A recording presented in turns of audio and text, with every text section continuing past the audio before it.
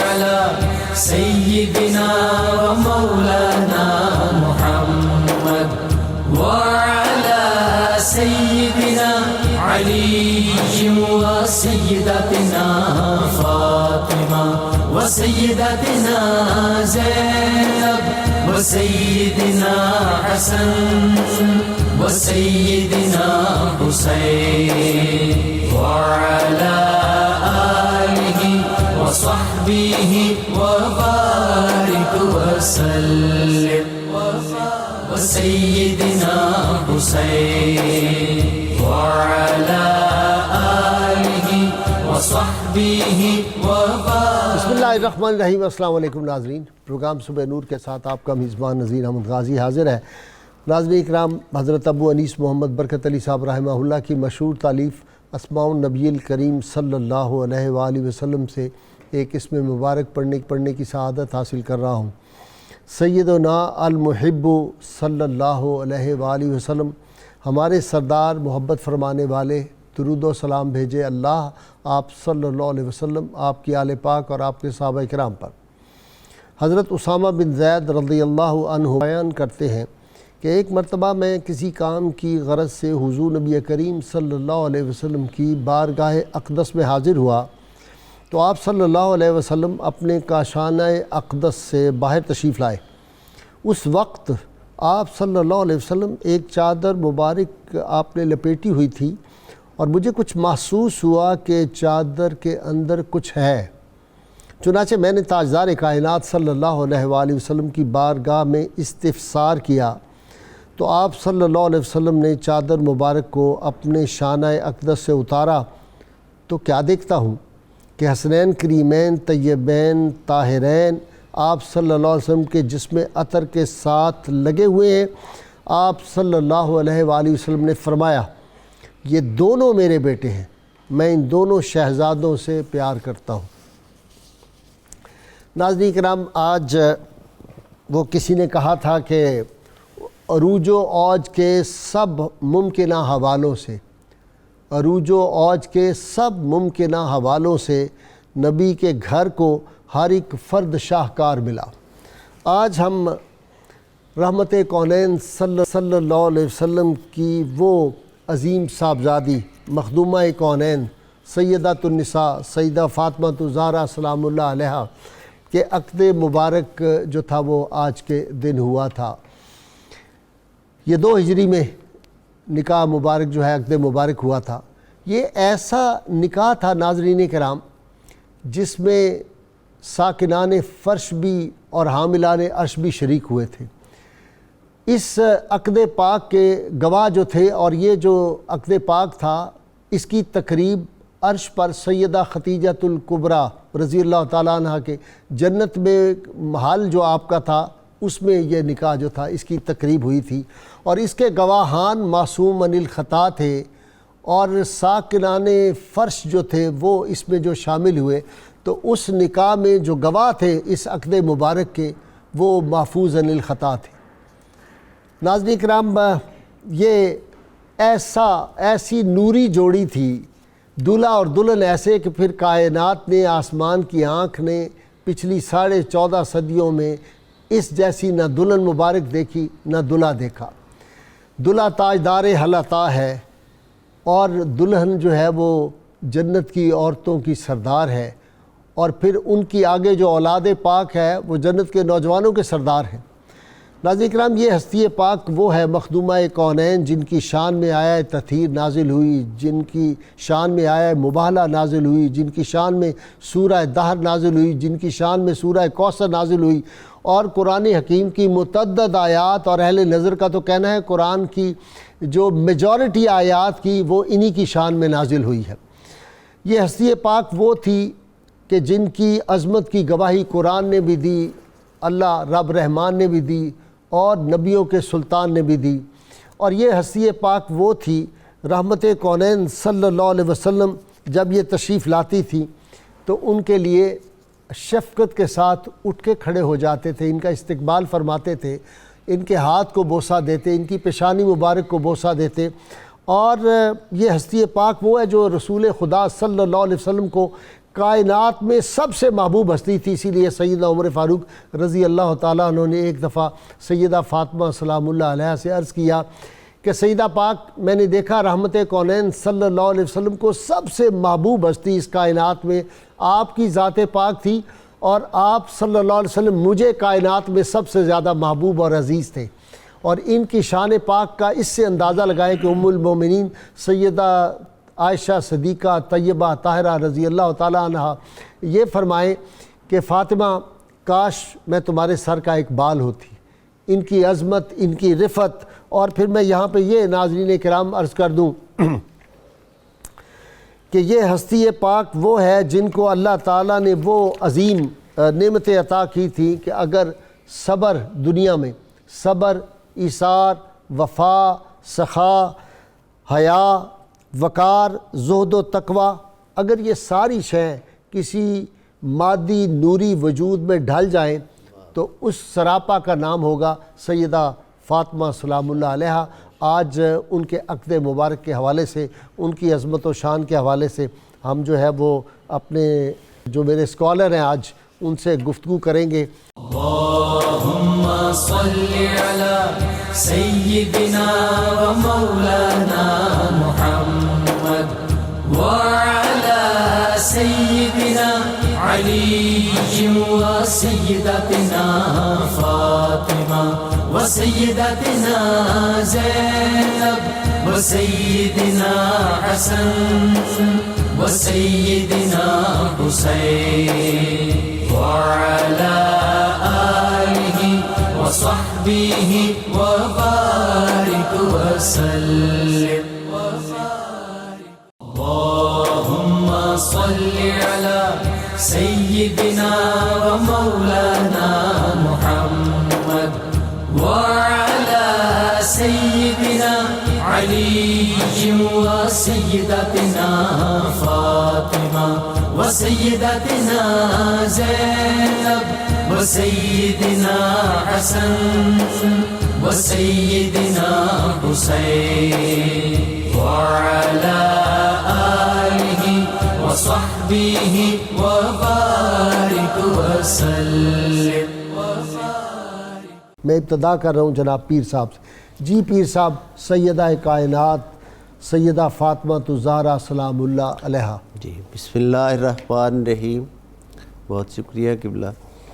اللہ رب العزت نے اپنے پیارے حبیب صلی اللہ علیہ وآلہ وسلم کی جو شان آپ کو عطا فرمائی ہے، اس کا اظہار مختلف طریقوں سے پروردگار عالم نے فرمایا، اور اس شان کا ایک خاص پہلو یہ ہے کہ جب بھی مشرکین مکہ، منافقین مدینہ حضور علیہ السلام کے ادب پاک میں کوئی جسارت کرتے ہیں تو اس کا جواب خالق ارض و سما خود عطا فرماتے ہیں۔ آقائے دو جہاں صلی اللہ علیہ وآلہ وسلم کو جب مشرکین مکہ میں نے اور عاص بن وائل نے بالخصوص ابتر کا طعنہ دیا تو پروردگار عالم نے پوری سورہ کوثر نازل کر کے حضور علیہ السلام کی نسل مبارک میں برکت و کثرت کا واضح اعلان فرما دیا۔ آج اس کا نقطہ اولین اور نقطہ آغاز ہے جو وعدہ اللہ رب العزت نے حضور علیہ السلام سے سورہ کوثر کی شکل میں فرمایا تھا، اس کی ابتدا کا آج اولین مرحلہ ہے کہ وہ عظیم کام اللہ تعالیٰ کی طرف سے حکم کے تحت سر انجام دیا جا رہا ہے، اور اس کے بارے میں عقد مبارک اللہ کے حکم سے ہوا ہے۔ جی اللہ تعالیٰ کے حکم سے ہوا، بلکہ اس بارے میں بہت ہی خوبصورت جو ارشادات ہیں محدثین کرام نے روایات جو بیان کی ہیں وہ یہ ہے کہ جب بھی عقد جناب سیدہ فاطمہ الزہرا سلام اللہ علیہا کا طلبگار ہو کر کسی نے درخواست پیش کی تو آپ نے فرمایا میں اس کے لیے امر الہی کا انتظار کر رہا ہوں، اور پھر جب امر الہی آیا تو وہ اس شان کے ساتھ آیا کہ ہم نے فاطمہ الزہرا کی شادی علی مرتضیٰ سے عرش بری پر کر دی، جس کی طرف آپ نے انٹرو میں اشارہ کیا، اور آپ اسے زمین پر منعقد کریں، اس کا اعلان کر دیں۔ یہ وہ عظمت اور شان والی شادی ہے کہ زمین پر بعد میں منعقد ہوتی ہے، فرش پر انعقاد بعد میں ہوتا ہے، عرش پر اس کا اعلان پہلے ہو جاتا ہے، اور بذریعہ وہی حضرت جبرائیل امین علیہ السلام کے ذریعہ سے حکم دیا گیا، وہی کے ذریعہ سے کہ اس کا انعقاد جو ہے وہ کریں۔ چنانچہ حضرت انس بن مالک رضی اللہ تعالیٰ عنہ اور دیگر صحابہ سے مروی یا حدیث موجود ہیں کہ حضور علیہ السلام نے صحابہ کرام علیہم رضوان کو بلا کر مسجد نبوی میں اس کا انعقاد فرمایا، اعلان کروایا۔ سیدنا بلال حبشی رضی اللہ اعلان کروایا جمع ہونے کا، سب کو جمع کرنے کے بعد پھر میں ایک بہت اہم بات کی طرف آپ کی اجازت سے توجہ دلانا چاہتا ہوں اپنے ناظرین و سامعین کی، کہ باوجود کہ امر الہی آ چکا ہے کہ ہم نے عرش پر اس کا انعقاد کر دیا، لیکن حضور صلی اللہ علیہ وآلہ وسلم سیدہ کونین کے پاس خود تشریف لائے، چونکہ حضرت خدیجۃ الکبریٰ کا تو وصال 5 سال پہلے ہو چکا تھا۔ آپ خود تشریف لائے اور فرمایا، بیٹی مجھے میرے پاک پروردگار نے یہ حکم دیا ہے، کیا تم اس بات پر راضی ہو؟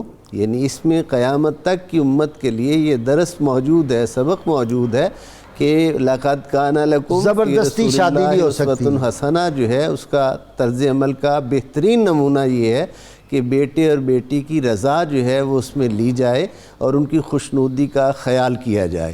جب جناب سیدہ نے خاموشی اختیار کی تو حضور تمام علوم کے مخزن ہیں، آقا شان رکھتے ہیں، آپ نے اس خاموشی کو رضا پر جو ہے وہ سمجھتے ہوئے آ کر اعلان کروایا اور لوگ صحابہ کرام کو جمع کروایا، اور پھر نکاح جو ہے اسی لیے ہمارے فقہا کہتے ہیں کہ اگر دلہن خاموش رہے تو یہ بھی رضا ہے۔ یہ بھی رضا ہے۔ اب اس میں ایک اور دوسری بات یہ ہے کہ چونکہ حق مہر کا تعین جو ہے یہ نکاح کے وقت اور اس کی ادائیگی جو ہے وہ اس کی شرائط میں سے ہے، تو حضور علیہ السلام نے اس کے لیے حضرت مولا علی مرتضیٰ کو حکم دیا۔ جب وہ ایک درمیان میں ایک بات چھوٹی سی عرض کروں کہ حضرت ام سلمہ رضی اللہ تعالیٰ عنہ کے کاشانہ اقدس میں کاشانہ اقدس میں حضور جلوہ گر تھے، حضرت مولا علی مرتضیٰ عرض داشت کے لیے حاضر ہوئے، سیدنا صدیق اکبر سیدنا عمر فاروق کے مشورہ کے بعد حاضر ہوئے جب، تو حضرت ام سلمہ کو سرکار نے فرمایا جلدی کرو دروازہ کھولو۔ وہ عرض کرتی ہیں آقا کیا بات ہے؟ فرمایا جو دروازے پہ آیا ہے وہ اللہ اور اس کا رسول جو ہے اس کو بہت محبوب رکھتے ہیں، اور وہ بھی اللہ اور اس کے رسول کو محبوب رکھتا ہے۔ پھر آپ اندر تشریف لائے اور آ کر عرضداشت پیش کی۔ حضور علیہ السلام نے امر الہی کے تحت اس کا انعقاد جو تھا وہ کرنے کے لیے پوچھا کہ یا علی آپ اس کے لیے حق مہر اور جہیز کے لیے کیا کرتے ہیں؟ تو انہوں نے عرض کیا گھوڑا ہے، تلوار ہے اور زرہ ہے۔ زرہ کے لیے حکم ہوا کہ اسے فروخت کریں۔ حضرت عثمان غنی رضی اللہ تعالیٰ سے بازار میں ملاقات ہوئی تو آپ نے 480 درہم اور 500 درہم کا بھی قول ہے، وہ آپ نے اس کا قیمت جو ہے حضرت مولا علی مرتضیٰ کے شان فقر جو ہے وہ قائم رہے اور خودداری جو ہے وہ قائم رہے، وہ اس کی قیمت بھی دی، اور پیش کرنے کے بعد قیمت پھر زرہ جو ہے وہ بھی آپ کو تحفتاً ہبہ کر دی تاکہ یہ آپ کی خودداری پہ بھی حرف نہ آئے، اس فقر علی المرتضیٰ پہ حرف نہ آئے۔ اچھا جی مفتی صاحب کمال ہے کہ وہ شجر طوبہ سے موتی جواہرات سونا چاندی برس رہے تھے اس وقت بھی جب شادی محل میں ہو رہی تھی سیدہ خدیجۃ الکبریٰ رضی اللہ تعالیٰ عنہ کے، اور آج تک اور قیامت تک وہ برستے رہیں گے اور حوریں موجیں کر رہی ہیں اور چن رہی ہیں ان کو۔ جی بسم اللہ الرحمن الرحیم۔ ان الذین یؤذون اللہ ورسولہ لعنہم اللہ فی الدنیا والآخرہ واعد لہم عذابا مہینا۔ اللہ رب العزت ارشاد فرماتا ہے کہ بے شک وہ لوگ جو رسول کریم اللہ تعالیٰ اور اس کے رسول صلی اللہ علیہ وآلہ وسلم کو ایذا دیتے ہیں، اللہ تعالیٰ اس پر دنیا اور آخرت میں لعنت فرماتا ہے، اور اللہ تعالیٰ نے ان کے لیے عذاب مہین تیار کر رکھا ہے۔ اب عذاب کی 3 قسمیں ہیں، ایک عذاب عظیم ہے، بڑا عذاب، اس سے سخت عذاب علیم ہے، دردناک عذاب، پھر اس سے بھی سخت جو ہے عذاب مہین ہے، جس میں عذاب عظیم بھی پایا جاتا ہے، عذاب علیم بھی پایا جاتا ہے، اور پھر عذاب مہین آتا ہے۔ تو یہ اس کے لیے ہے جو اللہ تعالیٰ اور اس کے رسول صلی اللہ علیہ وآلہ وسلم کے لیے ایذا کا سبب بنتا ہے۔ ٹھیک ہے۔ اور سیدہ طیبہ طاہرہ، اب سوال یہ پیدا ہوتا ہے کہ رسول کریم علیہ الصلوۃ والسلام کے قلب اطہر کو تکلیف کب ہوتی ہے، ایذا کب پہنچتی ہے؟ ایک تو آپ علیہ الصلوۃ والسلام کے کسی ارشاد کے بارے میں ذرہ برابر بھی شک کرنا یہ ایذا کا سبب بنتا ہے۔ کوئی ایسی چیز جو شان رسالت کے لائق نہیں ہے اس کی نسبت سرکار کی طرف کر دینا یہ بھی ایذا کا سبب ہے۔ سب سے بڑی چیز یہ ہے کہ اللہ تعالیٰ کے محبوب علیہ الصلوۃ والسلام فرماتے ہیں کہ فاطمہ طیبہ طاہرہ کی ایذا جو ہے وہ میری ایذا ہے۔ جو قلب فاطمہ کو چیز تکلیف دے گی، ان کی رضا میں اللہ کی رضا ہے، ان کی ناراضگی میں اللہ ناراض ہو جاتا ہے۔ ان کی ناراضگی میں اللہ تعالیٰ اس کے محبوب کی ناراضگی ہے، اور محبوب کریم کی ایذا سیدہ طیبہ طاہرہ کو ہر وہ بات جو سیدہ کی شان کے لائق نہیں ہے اگر وہ سیدہ کو پہنچے تو آپ کو ایذا ہوگی۔ جب سیدہ کو ایذا ہوگی رسول کریم کو ایذا ہوگی، جب رسول کریم کو ایذا ہوگی تو وہ اللہ تعالیٰ کو تو جو آپ فرما رہے ہیں کہ یہ رحمتوں کا سرور کون و مکان علیہ الصلوۃ والسلام نے رخصتی کے بعد، یہ سیرت حلبیہ کے حوالے سے ہے کہ رخصتی کے بعد سرور کون و مکان علیہ الصلوۃ والسلام سیدہ طیبہ طاہرہ کے گھر تشریف لائے، دروازے پہ دستک دی، اجازت طلب کی، اجازت ملی تو سرکار اندر تشریف لائے۔ جب اندر تشریف لائے تو سرکار نے پانی منگوایا، برتن میں پانی آیا، محبوب کبریا علیہ الصلوۃ والسلام نے پانی میں اپنے ہاتھ مبارک رکھے، پھر وہ پانی حضرت علی رضی اللہ عنہ کو بلوایا، آپ کے سینہ اقدس پر چھڑکا، پھر سیدہ طیبہ طاہرہ جو شرم و حیا کی پیکر ہیں آپ رضی اللہ تعالی عنہ کو طلب فرمایا۔ جب آپ تشریف لائیں آپ پر پانی چھڑکا اور دعا کی، اے اللہ ان دونوں کی نسل میں برکت دے دے اور ان دونوں کی نسل میں حکمت عطا کر دے۔ سبحان اللہ۔ یہ محبوب کریم علیہ الصلوۃ والسلام نے جب دعا کی، آج چشم فلک دیکھ رہا ہے کہ رحمتوں کے خزانے اسی در اقدس سے بانٹے جا رہے ہیں، اور حکمت و دانائی تو اس گھر سے بکثرت بڑے بڑے دانا یہ لینا اپنے سادہ سمجھتے ہیں۔ تو یہ دونوں چیزیں محبوب کریم علیہ الصلوۃ والسلام کی اس دعا کا اس الغابہ میں ہے کہ نبی کریم علیہ الصلوۃ والسلام نے رخصتی کے موقع پر فرمایا حضرت علی رضی اللہ عنہ کو کہ جب تک میں نہ آؤں فاطمہ سے کوئی بات نہ کرنا۔ جب رخصتی ہو گئی محبوب کریم علیہ الصلوۃ والسلام تشریف لائے۔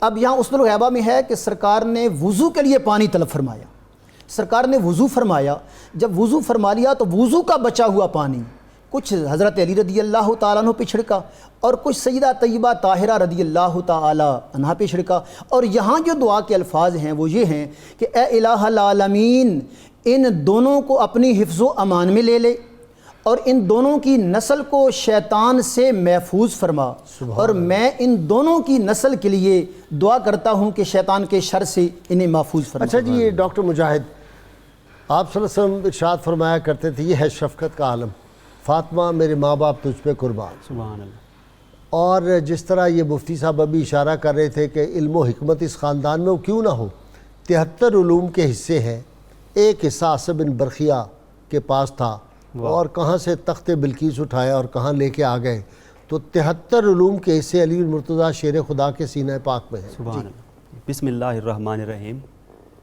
جی یہ گھرانہ تو بے مثل و بے مثال ہے، اور جیسا کہ آپ ابھی فرما رہے تھے کہ نبی کریم صلی اللہ علیہ وآلہ وسلم خصوصی شفقت اور محبت فرمایا کرتے تھے۔ سب سے پہلے تو ایک روایت اس حوالے سے میں عرض کرنا چاہتا ہوں کہ حضرت سیدہ عائشہ صدیقہ رضی اللہ تعالی عنہا سے روایت ہے۔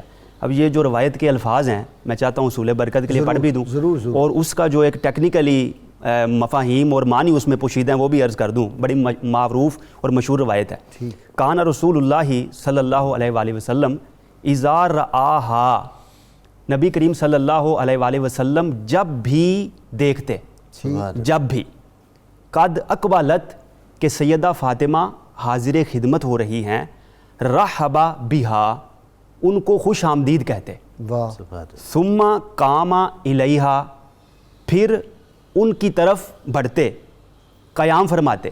یہاں جو لفظ آ رہا ہے قبلہ ثم، یہ مرحبا اور قیام کے درمیان ہے ثم، یعنی جب دیکھتے تو کہتے مرحبا، مرحبا، خوش آمدید، خوش آمدید، ایک بار نہیں کئی بار، کیونکہ سما تاخیر کے لیے آتا ہے.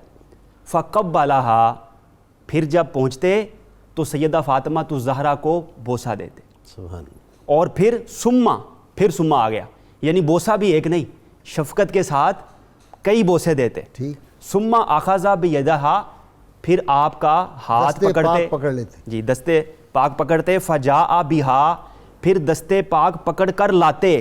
واہ. یعنی یہاں سے یہ بھی معلوم ہو رہا ہے کہ صرف کھڑے نہیں ہوتے تھے بلکہ سیدہ فاطمہ کی طرف چل کر جاتے، ایسا ہی ہاتھ پکڑتے اور ہاتھ پکڑ کے لاتے. حتیٰ یجلسہا فی مکانہ، اور پھر ان کو اپنی جگہ پر بٹھاتے. ماشاءاللہ. ایک تو ہے کہ ساتھ جگہ پر بٹھانا، مسند مصطفیٰ صلی اللہ اور علیہ وسلم ایک ہے کہ اپنی جگہ پر بٹھانا. اچھا، اس سے بعض جو کم علم لوگ ہیں انہوں نے یہ کہنا شروع کر دیا کہ چونکہ نعوذ باللہ سیدہ فاطمہ حضور صلی اللہ علیہ وسلم کی ثابت ہو کہ مرشد کریم تھی، نعوذ باللہ. یہ تو اس طرح کی دیکھیے دو چیزیں ہیں کہ یہ جو معاملات ہیں یہ اظہار شفقت کے لیے ہے، اظہار شفقت اور لیکن محبت کی. امت کے لیے جو پیغام ہے وہ اظہار تعظیم کے لیے ہے. ہاں، یعنی نبی کریم صلی اللہ علیہ وآلہ وسلم نے اظہار شفقت فرمایا اور امت کے لیے اظہار تعظیم ہے. اور جو لفظ آ رہا ہے اذا، یہ تسلسل پر دلالت کر رہا ہے کہ یہ ایک بار نہیں ہوتا تھا، یہ بار بار ہوتا تھا. جب بھی سیدہ کو دیکھتے تب آپ کا یہ عمل ہوتا.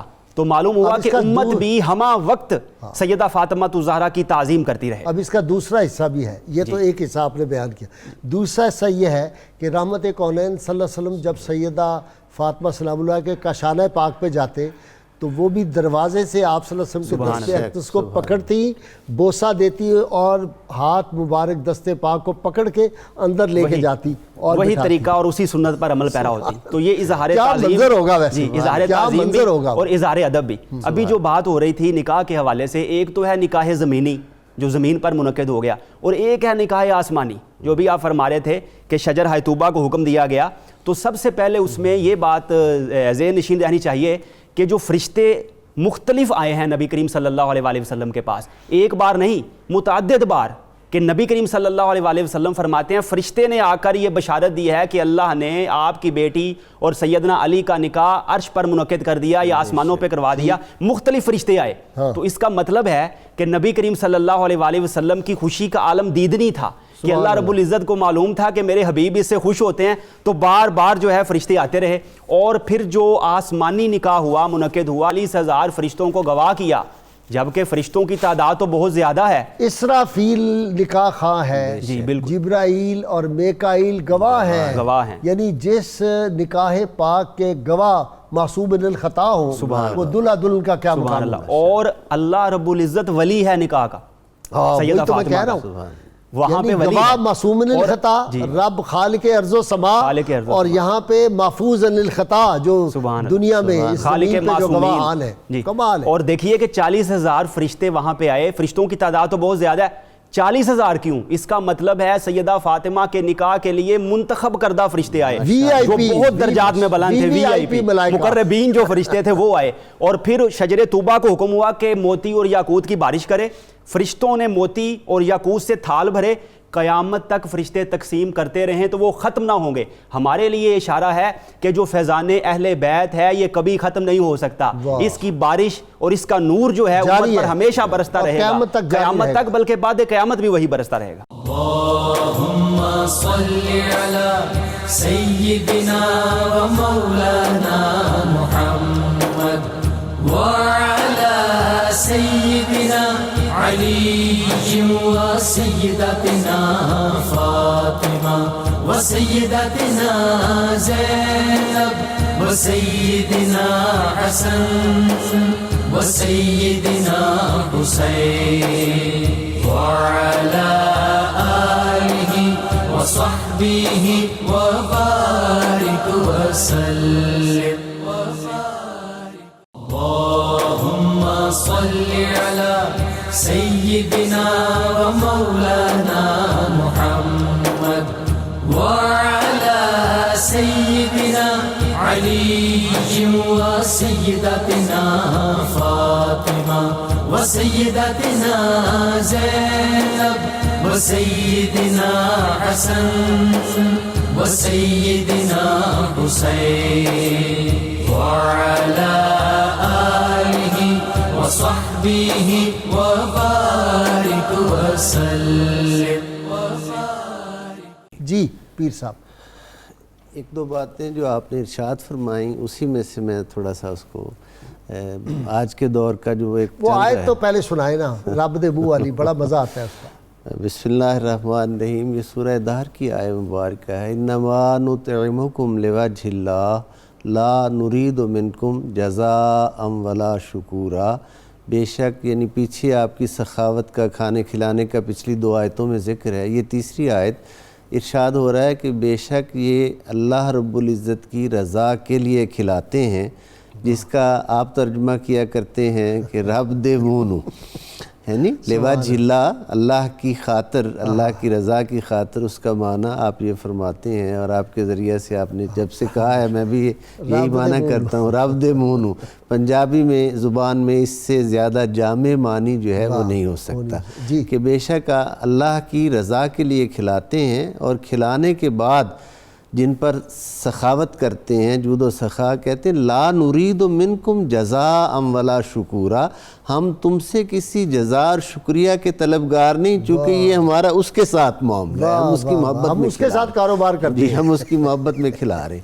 میں ایک اہم بات جو حضرت شیخ محقق علیہ رحمت نے مدارج النبوت میں نقل فرمائی وہ یہ کہ تمام اولاد فاطمہ، تمام اولاد رسالت مآب صلی اللہ علیہ وآلہ وسلم میں سے حضرت سیدہ فاطمہ الزہرا کا مقام اللہ جل مجدہ الکریم نے اس لیے بلند رکھا اور ممتاز رکھا. یہ جو حضور شفقت فرماتے، آپ کی 4 صاحبزادیوں میں ان کا مقام بلند اس لیے رکھا. جو آپ شفقت فرماتے تھے نا، سرقد ہو جانا، اٹھ کے کھڑے ہو جانا، اس کے حوالہ سے میں عرض کر رہا ہوں کہ آپ کی ولادت بسعادت ہی اظہار نبوت کے بعد ہوئی. شیخ محقق علیہ رحمت فرماتے کہ اس دنیا میں آتے ہی وحی الہی کے انوار و تجلیات کو دیکھنے کا جو ہے وہ آپ کو شرف ملا. ایک بات، دوسرا پہلو جو اس کا ہے وہ میں عرض کرنا چاہوں گا، یہ مدارج میں نہیں ویسے عرض کر رہا ہوں، مدارج کی وہی روایت تھی. دوسرا پہلو یہ ہے کہ چونکہ اللہ رب العزت نے حضور علیہ السلام کی نسل مبارک کے لیے آپ کے وجود پاک کو خاص کیا تھا، اور جیسے میں نے ابتدا میں عرض کیا کہ وہ الکوثر کے جو الفاظ ہیں وہ عطائے کثرت کے، وہ آپ کی ذات سے آج کا دن نقطہ آغاز ہے، آج کی تاریخ، اور یہ نکاح جو ہے وہ نسل مبارک جس ہستی سے جاری ہو رہی ہے اور جس کو اللہ نے امی بنایا ہے، اس کا یہ اس وجہ سے پیار، محبت اور وارفتگی ہے سرکار کل عالم صلی اللہ علیہ وآلہ وسلم کی. اس سے یہ مراد لینا سراسر کم عقلی ہے کہ وہ معاذ اللہ حضور کی مرشد تھی تو حضور اٹھ کے یہ کہاں ہے؟ جی میڈیا پہ موجود ہے اس طرح کی جہالت کی باتیں. کیا ان باتوں کا کیا کیا جائے؟ یہی چیزیں تو پھر مسائل پیدا کرنے کا باعث بنتی ہے نا جی. ان سے جتنا وہ جو اسلاف نے اور ہمارے اکابرین نے جو کانسیپٹ دیا ہے وہ یقیناً ہم سے بہت زیادہ علم والے ہیں. وہ جو کانسیپٹ عطا کرتے ہیں ہمیں اسے ہی فالو کرنا چاہیے. اہل محبت و جی یافور کا جب ذکر آتا ہے نا تو ادب سے گردنیں جھک جاتی ہیں.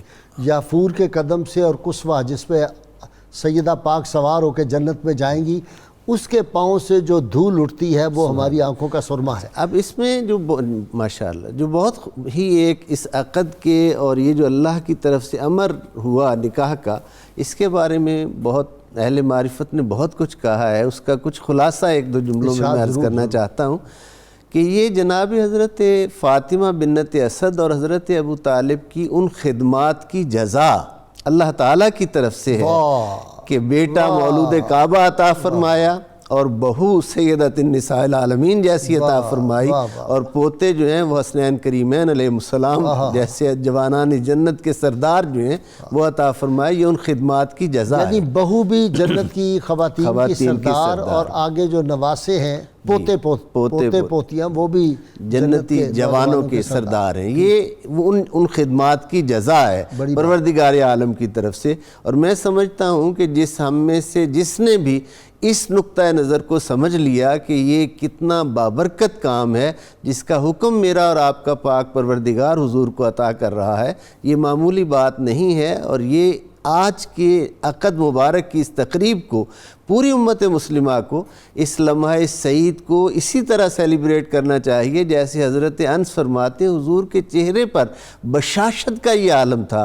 حضرت عبد الرحمن بن عوف رضی اللہ تعالیٰ عنہ روایت کرتے ہیں کہ ہم نے حضور کے چہرے پر خوشی کا یہ عالم کبھی نہیں دیکھا تھا۔ اچھا جی، وہ جو حدیث پاک ہے اپنا مفتی صاحب کہ جب سیدہ پاک تبسم فرماتی تھی تو تبسم کے نور سے جنت جگمگا اٹھتی تھی، کمال ہے ویسے۔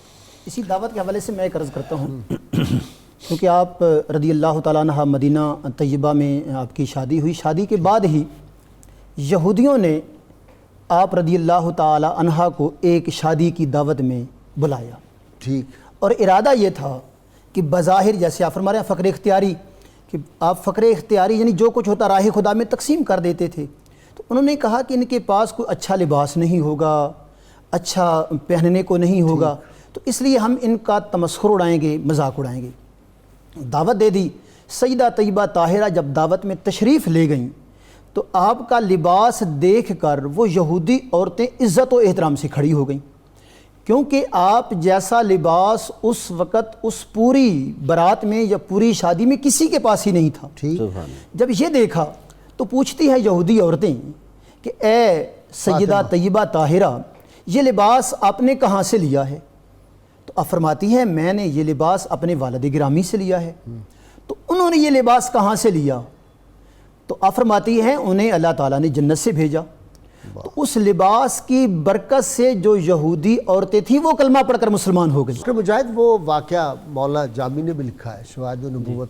اب دیکھیے سیدہ فاطمہ زہرا سلام اللہ علیہا کے حوالے سے ملتا ہے کہ جب نبی کریم صلی اللہ علیہ وآلہ وسلم صبح کے وقت اپنے کاشانہ اقدس سے باہر تشریف آنے لگتے تو پہلے سیدہ فاطمہ جاتی، ابھی بہت چھوٹی تھی، ایسا ہی، اور جو کانٹے ابو لہب اور وغیرہ کفار وغیرہ نے نبی پاک صلی اللہ علیہ وآلہ وسلم کی راہوں میں بچھائے ہوتے تھے، ان کو اپنی نازنین انگلیوں کے ساتھ اٹھایا کرتی تھی، اور بعض اوقات جو ہے وہ ان سے خون بھی نوری خون جو ہے وہ نکلا کرتا تھا۔ اور اسی طرح غزوہ احد میں دیکھ لیجئے، اور پھر نبی کریم صلی اللہ علیہ وآلہ وسلم کو جو زخم مبارک ہوئے ان کا جو علاج ہے وہ بھی سیدہ فاطمہ زہرا سلام اللہ علیہ وہ چٹائی کی جو حضور اس صلی کو اللہ جلا علیہ کر وسلم پہ وہ جو اوجڑی پھینکی تھی، اوجڑی والا واقعہ، عقبہ بن ابی معیط نے 6 بندے تھے، 6 کے دعائیں ضرر کر دی سیدہ نے، اسی وقت قبول ہو گئی تھی۔ صحابہ کہتے ہیں ہم نے 6 کے 6 دیکھے کنویں میں جہنم رسید ہوئے، اور اس کو بھی صاف کرتی ہیں اور پھر مغموم ہوتی ہیں، آنکھوں سے اشک جاری ہوتے ہیں۔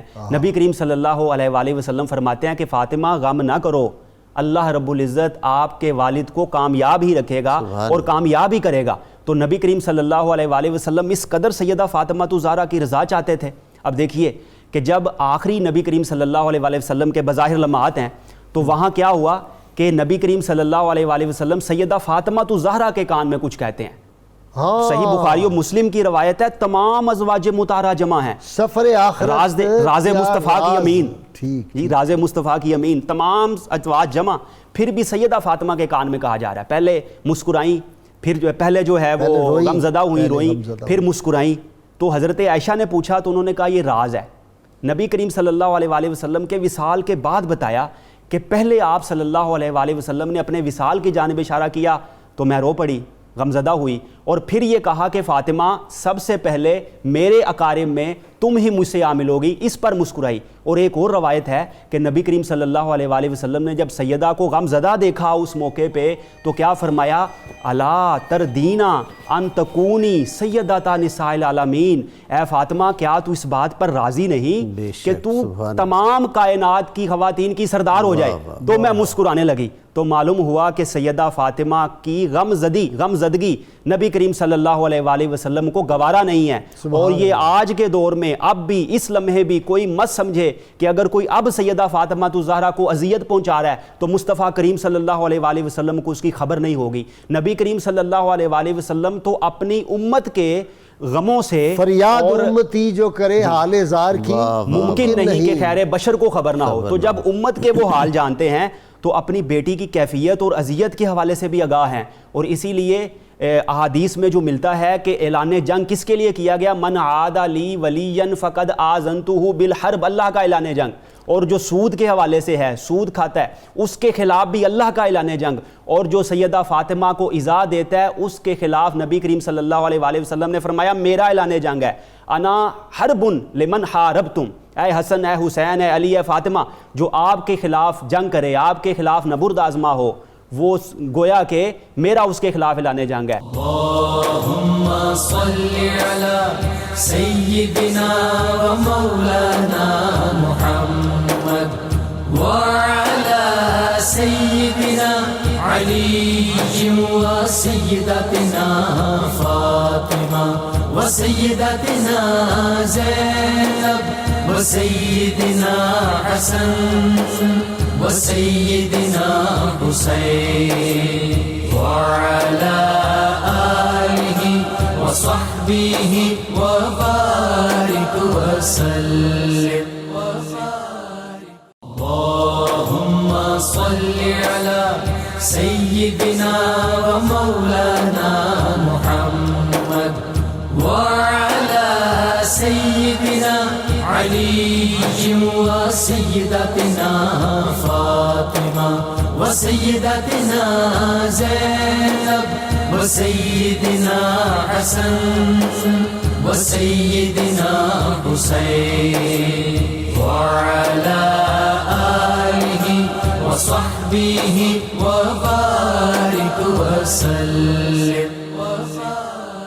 ناظرین کرام، کتاب الشفاء سے جن نسخے کا وقت ہوگا یہ سورۃ الکوثر کی خاصیت ہے.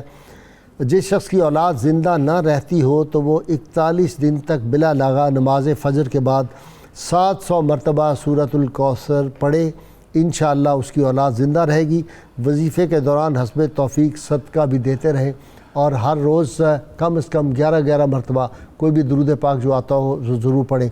سیدنا علی مرتضیٰ شیر خدا فاتح خیبر ارشاد فرماتے ہیں، رسول اللہ صلی اللہ علیہ وآلہ وسلم کی آل پاک سے محبت کو مضبوطی سے تھام رکھو، کیونکہ اللہ کے ہاں تمہارے محبوب ہونے کا یہی سب سے بہترین ذریعہ ہے. جی قاسم.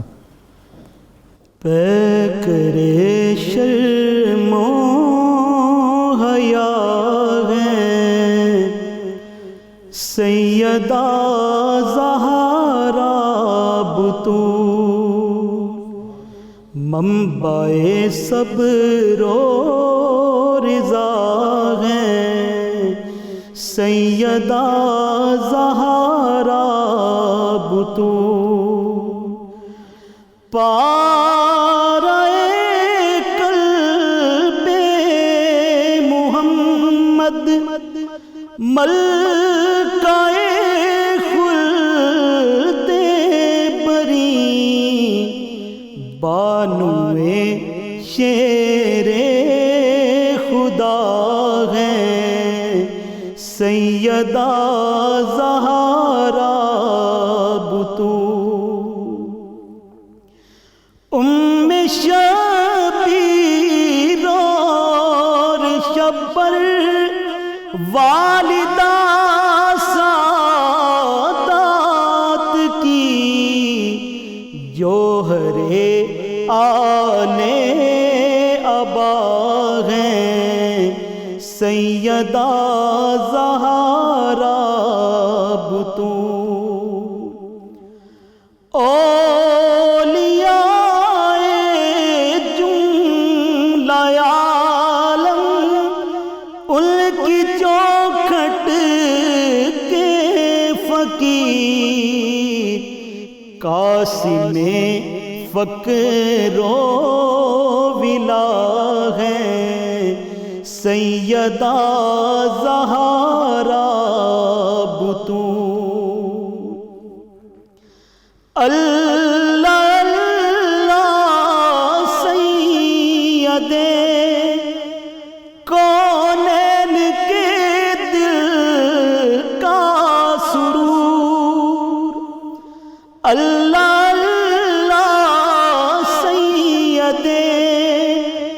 کونین کے دل کا سرور، چشم مصطفیٰ ہیں سیدہ زہرا بطول، نور چشم مصطفیٰ ہیں سیدہ زہرا بطول، منقبت کا حق ادا ہو یہ بھلا ممکن کہاں، منقبت کا حق ادا ہو یہ بھلا ممکن کہاں، معذرت ہم پر خطا ہیں سیدہ زہرا بطول، معذرت ہم پر خطا ہیں سیدہ زہرا بطول، پیکرے شرم و حیا ہیں سیدہ زہرا بطول، ام ثاقب تھی بحمد اللہ کنیز فاطمہ، ام ثاقب تھی بحمد اللہ کنیز فاطمہ،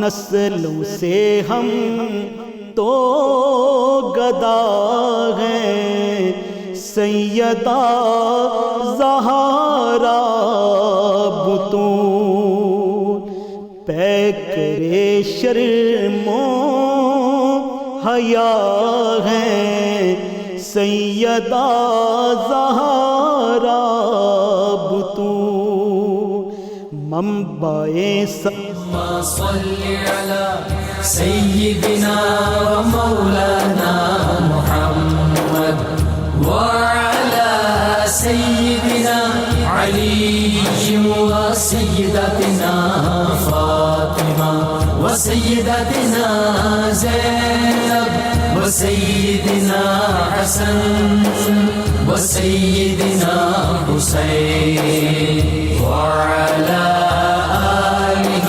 وصحبه وبارك وسلم